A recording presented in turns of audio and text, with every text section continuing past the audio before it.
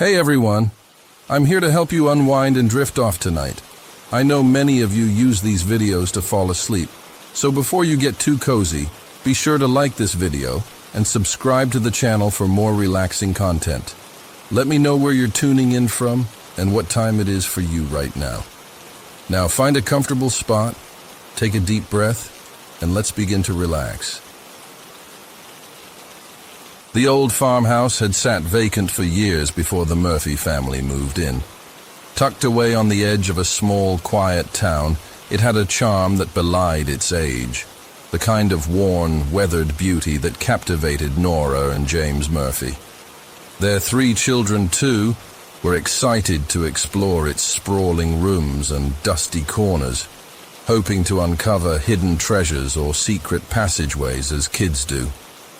But as they unpacked, they didn't realize the farmhouse held a secret, something that had been waiting in silence. Among the few items left behind by the previous owners was a massive, ornate mirror.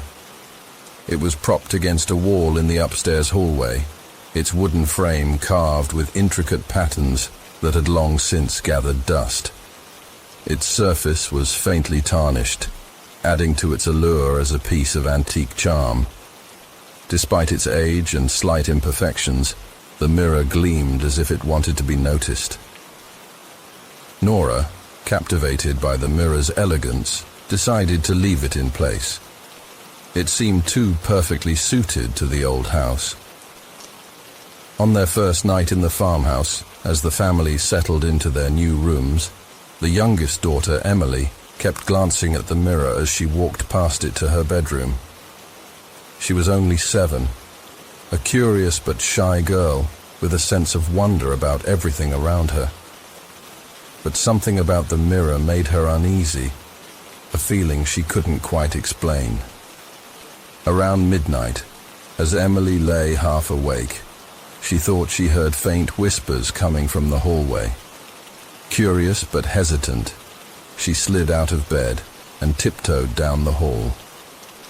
She stopped in front of the mirror and stared at her reflection, feeling her own eyes staring back at her. She was just about to dismiss it as her imagination when she saw something. A shadow, faint but unmistakable, in the corner of the glass. It looked like a figure, just standing there behind her reflection, still and silent. Emily froze, her heart pounding as she watched the shadow closely, waiting for it to disappear. But it didn't. The figure remained, standing just beyond the surface of the glass, its shape blurred and indistinct, but undeniably present. She turned quickly to look behind her, hoping to find a logical explanation, but the hallway was empty.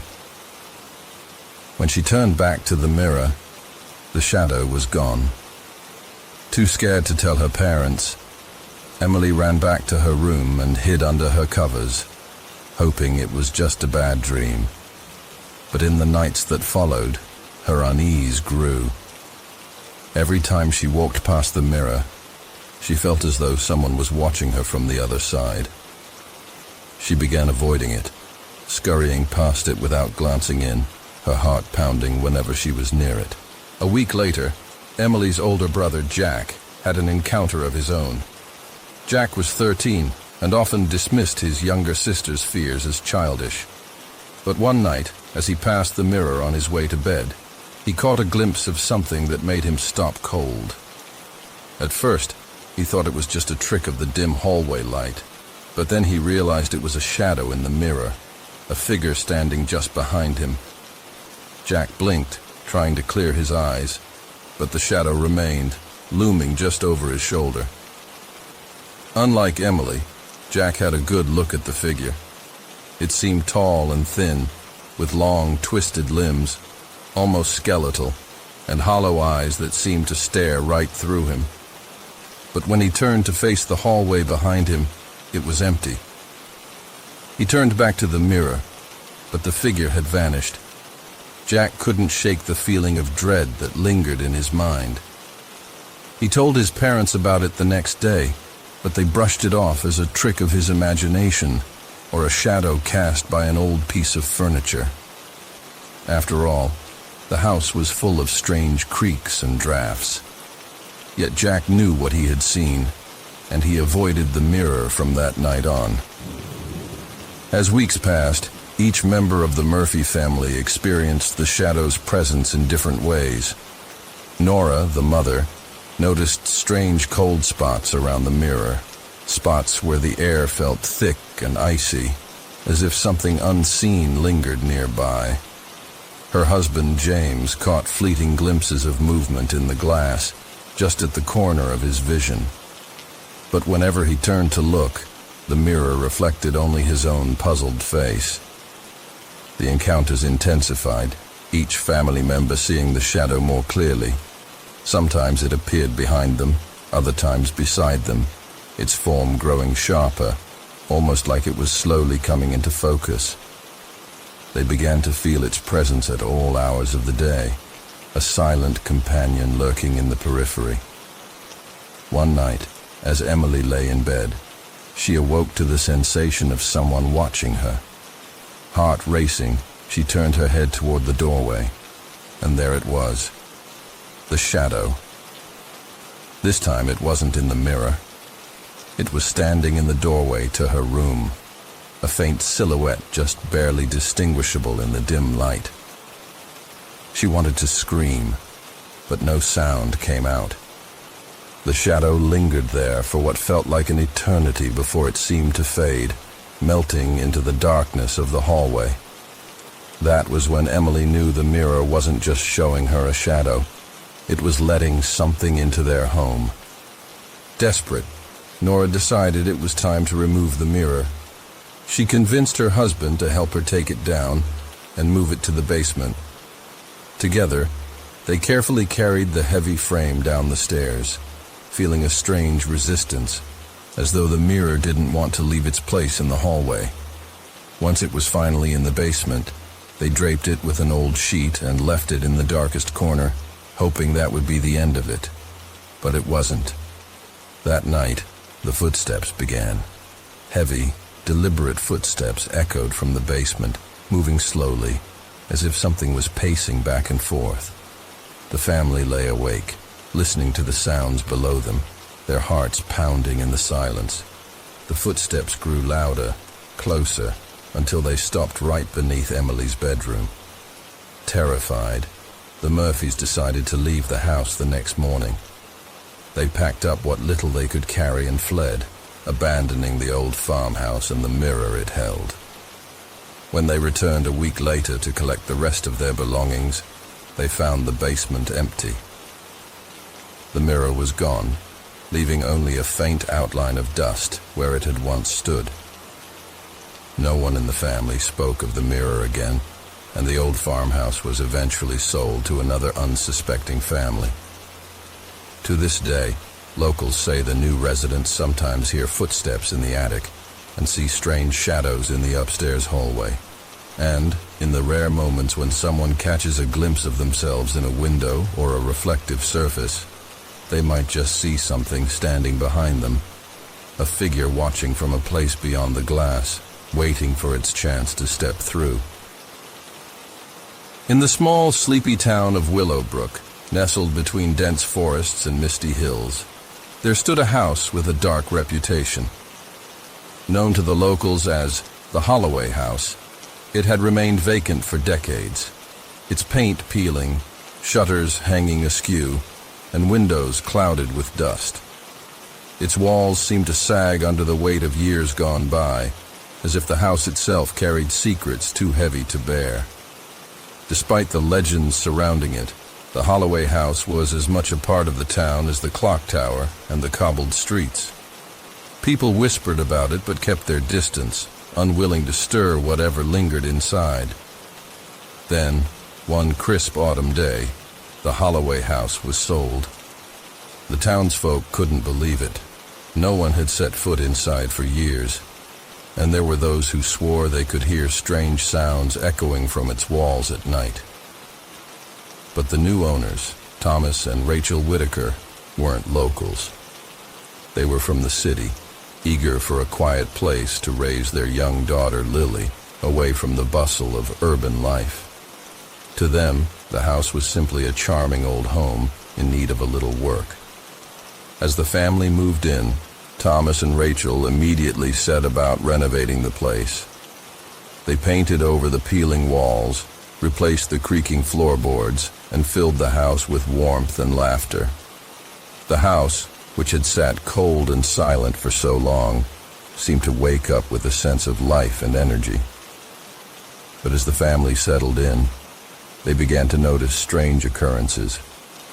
Small things at first, almost subtle enough to ignore. The first sign was the whispering. It started on the second night after they moved in. Rachel was in the kitchen, unpacking dishes, when she thought she heard someone softly calling her name. She turned, expecting to see Thomas, but there was no one there. She shook it off as exhaustion, convinced her mind was playing tricks on her. But the whispering continued. Sometimes it was faint, almost inaudible, like a breeze passing through an empty hallway. Other times, it seemed closer, as if someone was standing just behind them, murmuring in a low, unintelligible voice. Thomas, too, began to notice it, and it wasn't long before their daughter, Lily, started asking questions. "Mommy, who's whispering in the walls?" she asked one night, her big, innocent eyes staring up at Rachel. "What do you mean, sweetheart?" Rachel replied, forcing a smile. "The voices," Lily said, as if it were the most normal thing in the world. "They're always talking. They keep saying my name." Chills ran down Rachel's spine, but she didn't want to frighten her daughter. She brushed it off, telling Lily it was just the house settling or perhaps the wind outside. But Lily was adamant. "No, Mommy," she said, frowning. "They're real. They sound sad." Days passed, and the whispering grew louder. Now, both Thomas and Rachel could hear it clearly, especially at night. It seemed to echo from within the walls, weaving through every room, a soft, sorrowful murmur that filled the house with an uneasy tension. They could make out individual voices, each one speaking in a hushed, mournful tone, but the words were jumbled, layered on top of each other, as though each voice was trapped in its own grief. One evening, as Thomas was repairing a broken panel in the basement, he stumbled upon something strange. Hidden within the wall was an old, yellowed letter sealed in an envelope. The handwriting was delicate, faded by time, and the letter was addressed to someone named Margaret. Curious, he opened it and began to read. The letter spoke of heartache, regret, and longing, a message from a man who had once lived in the house and had lost his beloved in tragic circumstances. The letter was filled with sorrow, and Thomas could feel the weight of the writer's pain in every word. As he read, he became aware of a chill spreading through the room, as though a cold breeze had crept in, even though the windows were shut tight. The whispering grew louder, almost urgent, and he felt an overwhelming sense of grief wash over him. It was as if the writer's spirit was still there, lingering, unable to move on. That night, Thomas and Rachel sat together in the living room, their nerves frayed by the constant whispers. They had tried everything to explain it. Drafts, faulty pipes, the creaks of an old house. But nothing seemed to fit. The voices were real, and they were growing more desperate, more sorrowful. Then, in the early hours of the morning, as the family lay asleep, Lily's voice broke the silence. "Mommy! Daddy!" she screamed, her voice shaking with terror. Thomas and Rachel rushed to her room, finding her sitting up in bed, clutching her blankets tightly. "They're here," Lily whispered, tears streaming down her face. "They're in the walls. They're calling to me." Thomas and Rachel held her, reassuring her as best they could. But deep down, they felt a fear they couldn't shake. Something was indeed in the walls, something that wanted to be heard. Desperate for answers, Thomas visited the town's library the next day to research the history of the house. The librarian, a woman in her 70s, looked at him with a knowing expression when he mentioned the Holloway house. She pulled out an old newspaper article, yellowed and fraying at the edges. The headline read, "Tragic Accident Claims Lives in Holloway House Fire." The article described a horrific fire that had engulfed the house nearly 50 years earlier. The Holloways, a couple with their 2 young children, had been trapped inside. Only the father, Charles Holloway, had survived, but he was forever haunted by the loss of his family. Local legend claimed that the family's spirits had never left the house, bound by their tragic end.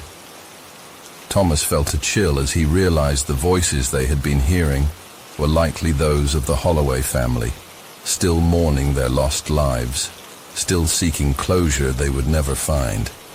He returned home, his mind racing, but unsure how to help. That night, the whispers grew louder than ever. It was no longer just a murmur.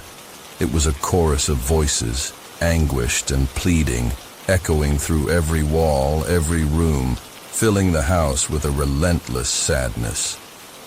Lily seemed particularly affected, as if the spirits were drawn to her innocence, her openness. She began speaking to them, murmuring soft words of comfort, as though she could hear and understand them more clearly than her parents could. In the early hours of the morning, as the family huddled together in the living room, they heard something new amidst the whispers. A single, distinct voice, different from the others. It was deep, resonant, and filled with a quiet sorrow.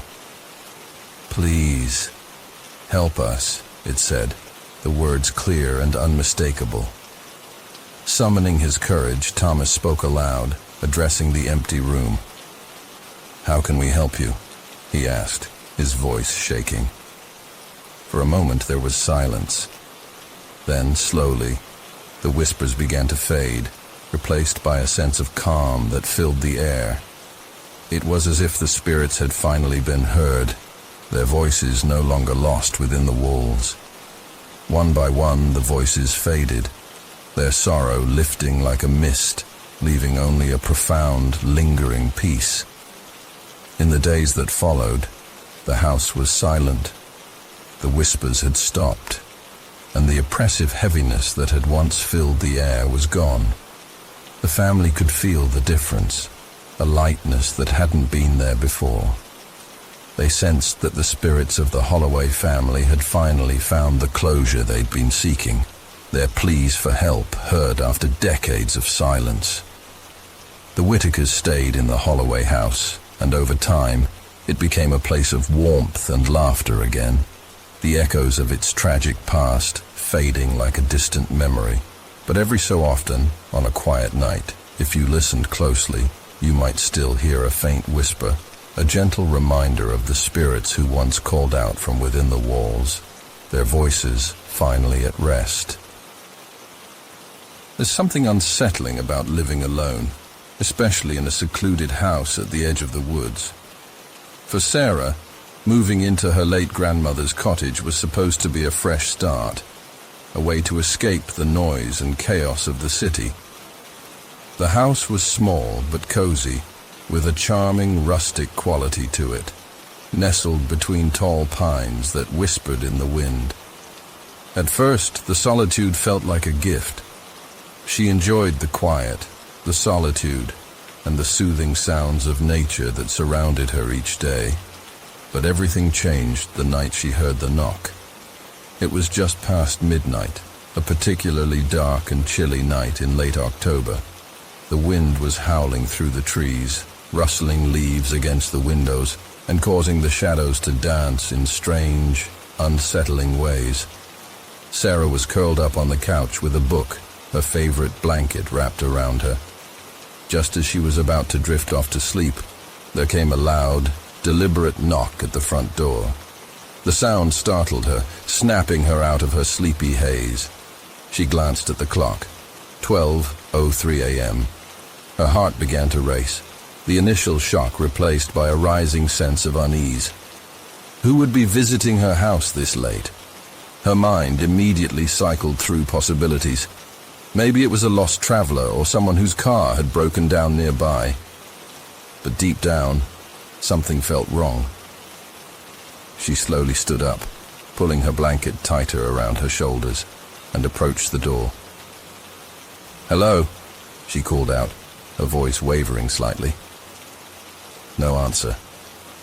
She hesitated, her hand hovering above the doorknob, her fingers trembling.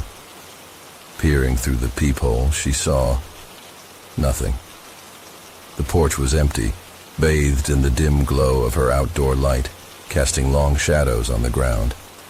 She took a deep breath, trying to steady her nerves, and opened the door a crack, just enough to look around.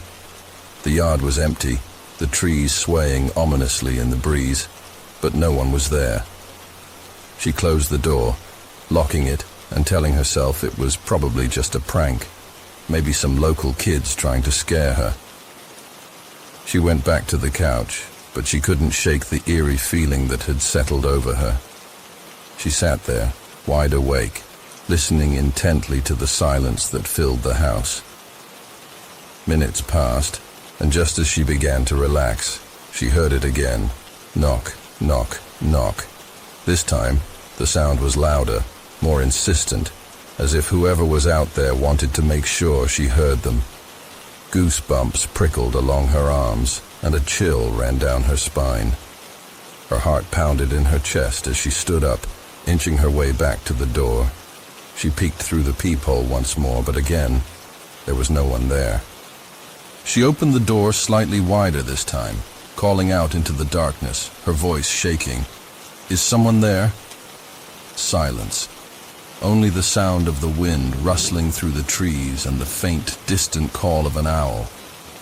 She closed the door again, locking it tightly, and decided to go to bed, hoping that ignoring it would make it stop.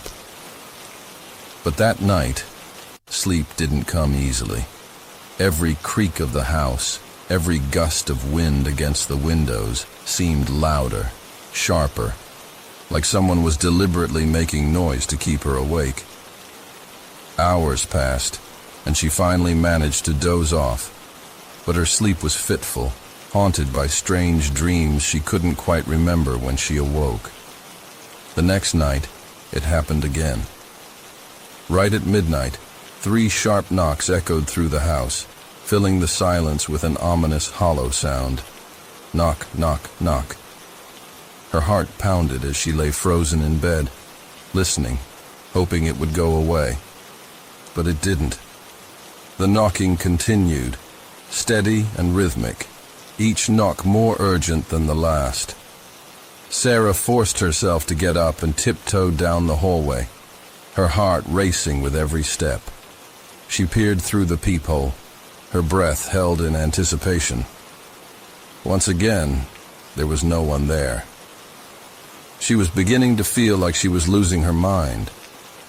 She tried calling her friend, Karen, who lived nearby, but her phone had no signal.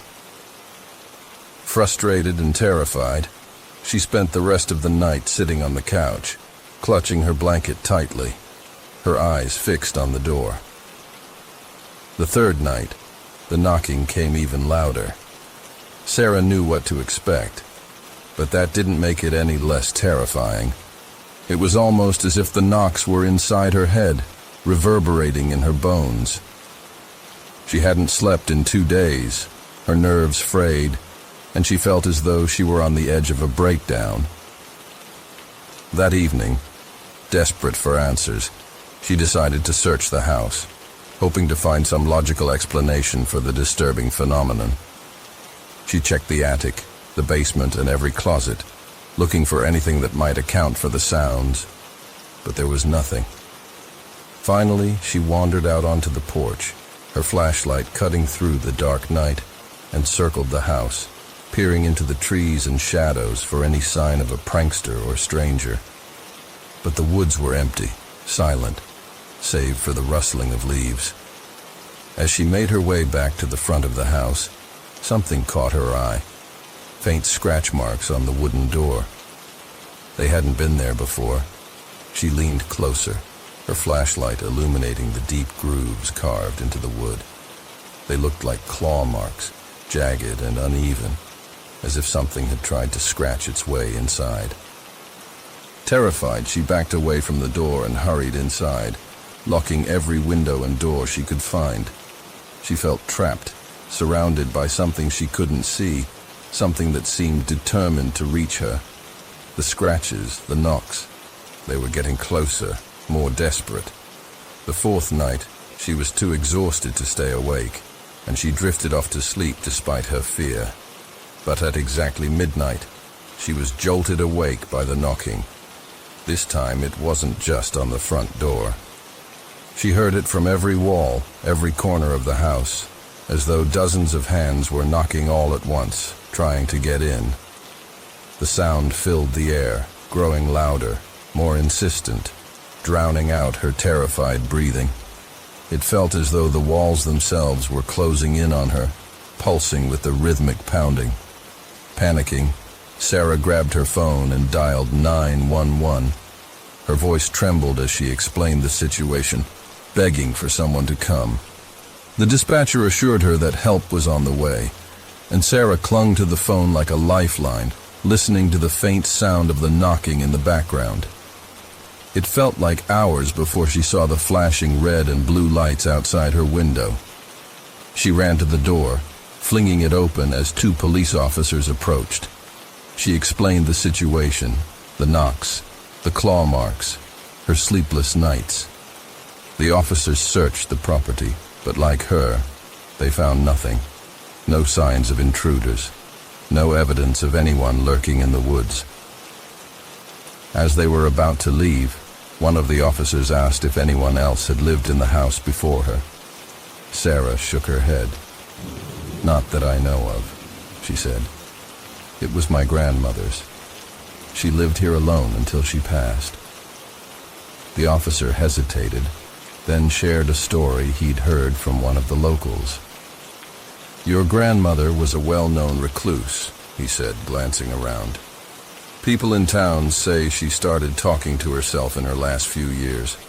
Some folks thought she was losing her mind, but others believed she was talking to something else." After the officers left, Sarah sat alone in her quiet house, the silence heavy and oppressive. She felt as though the walls themselves were watching her, holding a secret they refused to reveal. That night, the knocking didn't come. Instead, there was a soft whisper, faint and chilling, that seemed to come from within the walls. "Let me in." From that night on, the knocking never stopped, growing louder each night, relentless and unyielding, until one morning, Sarah's neighbors found her house empty, the front door hanging open. The only trace of her was a faint set of claw marks etched into the wood, deeper, sharper than before, as if something had finally made its way inside. To this day, no one knows what happened to Sarah, but sometimes, at midnight, the neighbors say they can still hear knocking coming from the house, echoing through the woods. It had always been a little unnerving to Lisa that she was able to buy such a large Victorian-style house for a price that seemed almost too good to be true. The house was grand, towering above the neighborhood with its ivy-covered walls, wide porch, and tall, narrow windows that stared out like watchful eyes. It was exactly what she'd dreamed of as a child, a house with charm and character. And after a hard-won promotion, she finally felt ready to settle down into a place she could call her own. The house had stood vacant for years, its last residents leaving abruptly, and according to her real estate agent, for personal reasons. Lisa dismissed it as the usual weariness that can come with maintaining an old home, ignoring the warnings her friends gave her about buying a place with such a history. What they didn't understand was that Lisa loved the idea of a fresh start in a place with stories of its own. The first few weeks in the house were uneventful. Lisa poured herself into the renovations, filling each room with furniture, colors, and decor that suited her taste. The house seemed to come alive with each piece she added, the once cold rooms gradually filling with warmth and life. It wasn't until she began storing boxes in the basement that she noticed something peculiar. The basement was unlike the rest of the house. Cold and dimly lit, it had a damp, earthy smell that lingered no matter how much she tried to air it out. There was something about the basement that made her uneasy, but she dismissed it as an overactive imagination. After all, old basements were supposed to be creepy, weren't they? But it wasn't long before the noises began. It was on a late Thursday night. Lisa was lying in bed, struggling to fall asleep after a particularly stressful day at work. The house was silent, with only the faint ticking of her wall clock breaking the stillness. And then, just as she was about to drift off, she heard it. A faint whisper, soft and distant, coming from beneath the floor. She sat up, straining to listen, her heart beginning to pound.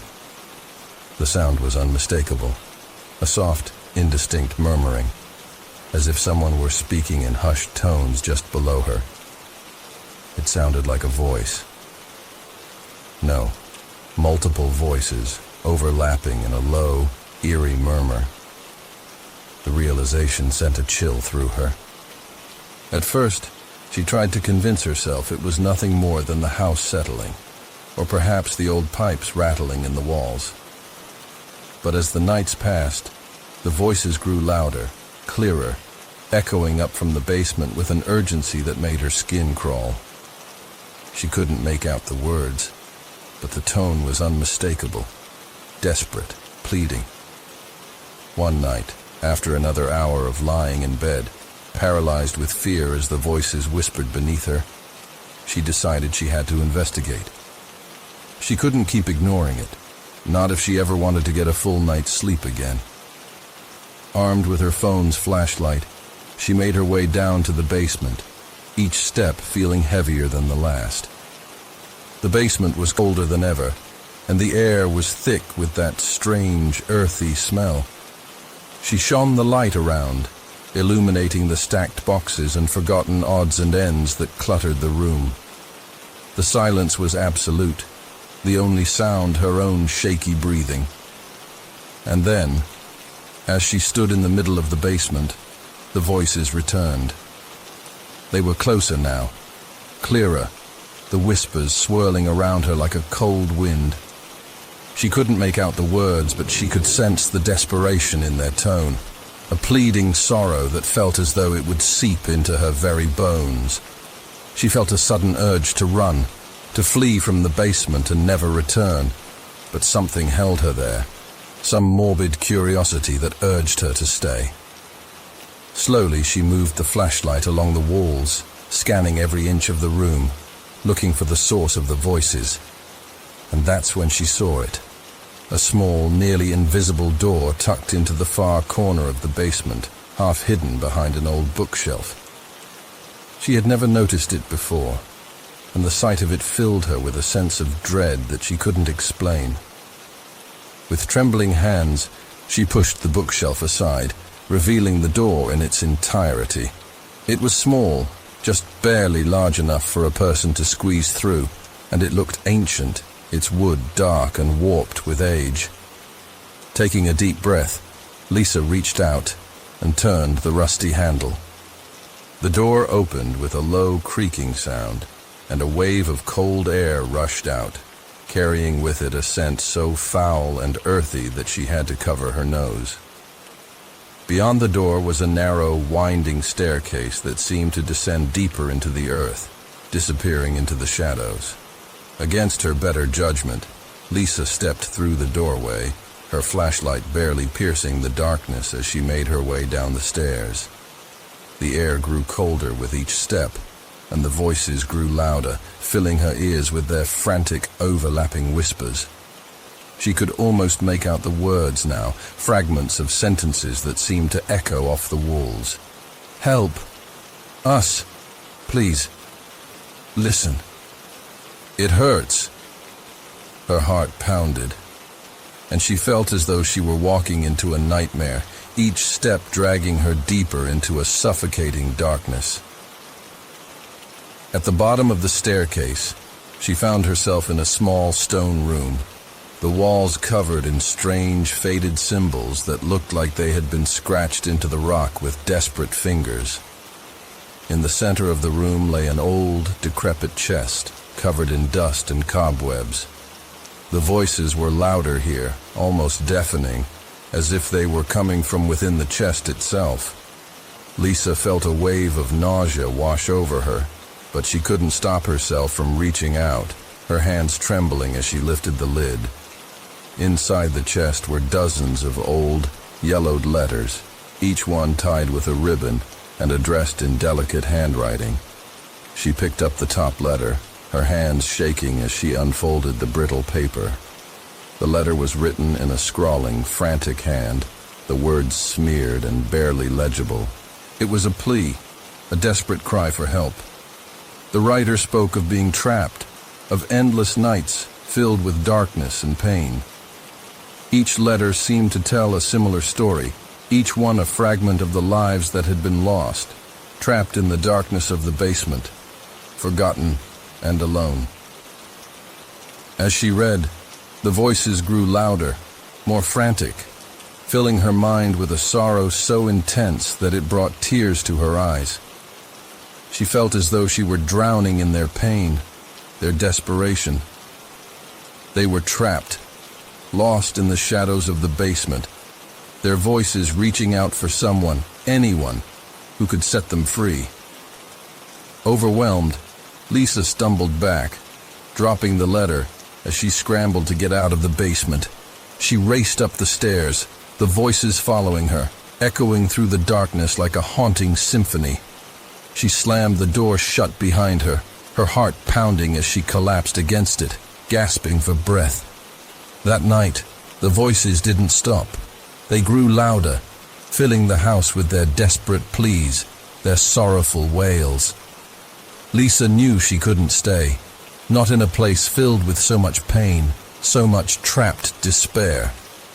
She packed her things in a frenzy, not stopping until she was out of the house, out of the basement, away from the voices that had haunted her every night. The next morning, Lisa left the house, never looking back. She never returned to retrieve her belongings, leaving them behind in that dark, haunted basement. She tried to forget, to move on, but the memory of the voices stayed with her, haunting her dreams, whispering to her in the dead of night.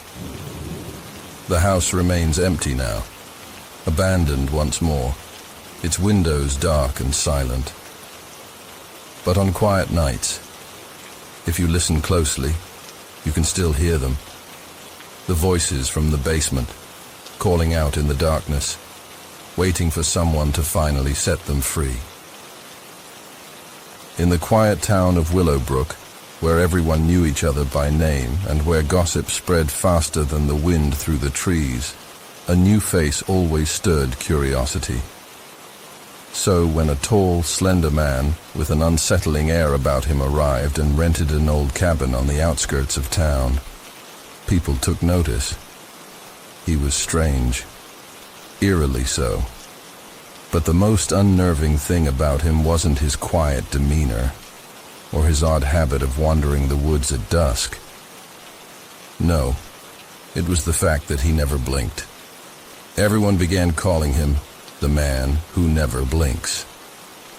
His gaze was intense, fixed and unwavering, almost predatory. It was as though he was watching everything and everyone with a strange, hungry curiosity. He was polite, but distant, nodding at people who greeted him but never truly engaging, just watching. It didn't take long for the rumors to start. Some said he was a writer, others thought he might be an eccentric artist, but no one knew for sure. Among the townsfolk, Clara, a young waitress at the only diner in Willowbrook, was perhaps the most curious. She had always been fascinated by people, by the stories they held, the secrets they kept.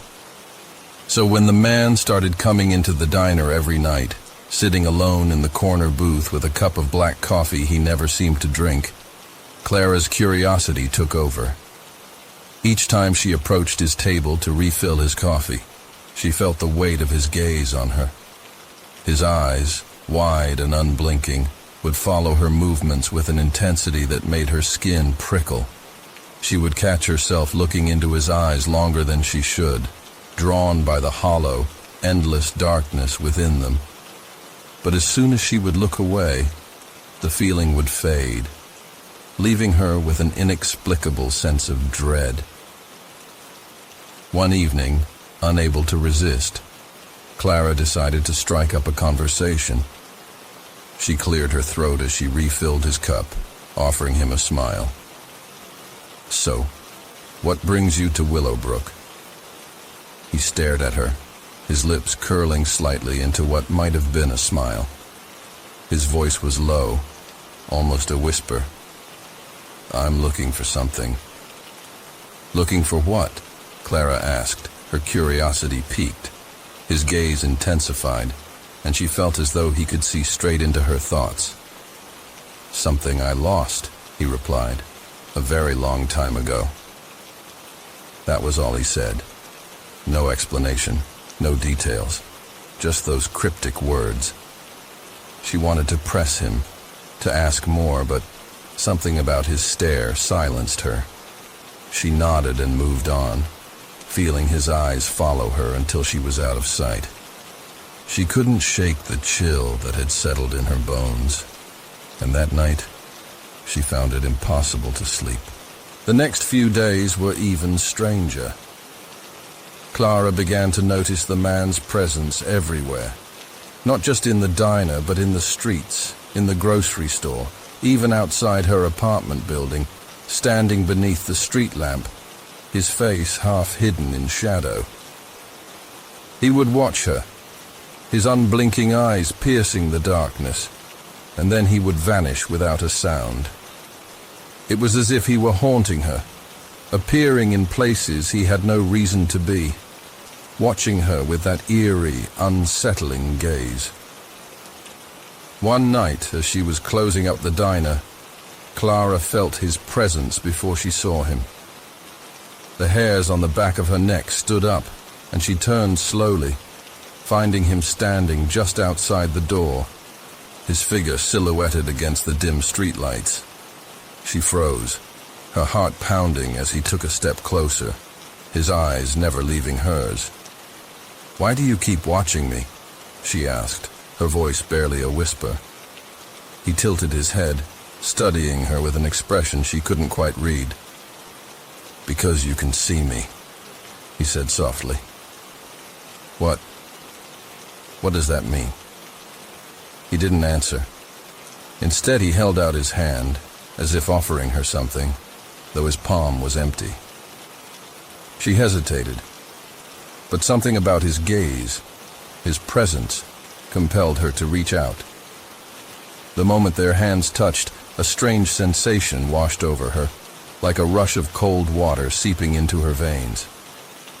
For a fleeting moment she saw images, strange fleeting visions of dark places, faces twisted in pain, eyes wide with terror, and then, just as quickly, the visions faded, leaving her gasping for breath. When she looked up, the man was gone. In the days that followed, Clara tried to push the encounter from her mind, but the images she'd seen haunted her. Every time she closed her eyes, she saw flashes of those faces, those wide, terrified eyes staring back at her, as though pleading for help. She began to feel like she was being watched, even when she was alone, an invisible presence lurking just out of sight. She would wake in the middle of the night, feeling his gaze, knowing he was near, even if she couldn't see him. One evening, Clara decided to confront him. She had to know who he was, what he wanted. She waited in the diner, keeping an eye on the door, knowing he would come. Sure enough, as the clock struck midnight, he walked in, his unblinking eyes fixed on her with that strange, haunted look. Without a word, she walked over to him, sitting across from him in the booth, her hands clenched into fists on the table. "Who are you?" she demanded, her voice trembling. "Why are you here?" He was silent for a long moment, his gaze unwavering. Finally, he spoke, his voice softer than ever. "I am what remains," he said, his eyes darkening. "I am what was left behind." Clara's heart raced, a cold dread settling over her. "What does that mean?" He leaned closer, his face inches from hers. She could see every line, every shadow etched into his skin, as if he were a figure carved from stone. "I come from a time long forgotten, a place where people no longer tread. I walk among the living, but I am not one of them." Clara felt a shiver run down her spine, her mind racing to comprehend what he was saying. "Are you a ghost?" He smiled, a sad, haunting smile that sent a chill through her. "Not exactly. I am a memory, a fragment of something that once was. I exist because people like you see me, acknowledge me. But I am fading, slipping further into the darkness with each passing day." She stared at him, feeling a strange mixture of pity and fear. "Is that why you never blink?" His gaze grew distant, almost sorrowful. "Blinking is for the living. It is a reflex of the body, a sign of life. I have not blinked in centuries." The weight of his words pressed down on her, and she found herself asking a question she hadn't meant to. What do you want from me?" He looked at her, his unblinking eyes filled with a longing she couldn't understand. "I want to be remembered," he whispered. "I want to leave a mark, a trace. I want someone to know that I was here." Clara's throat tightened, and she nodded, feeling a tear slip down her cheek.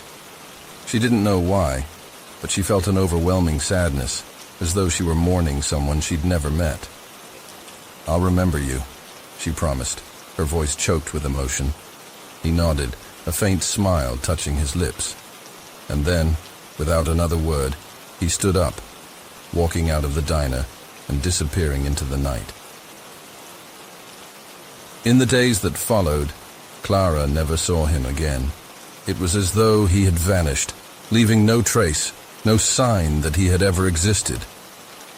But she remembered him. The man with the unblinking eyes, the haunting gaze, the sorrow that seemed to echo through the ages.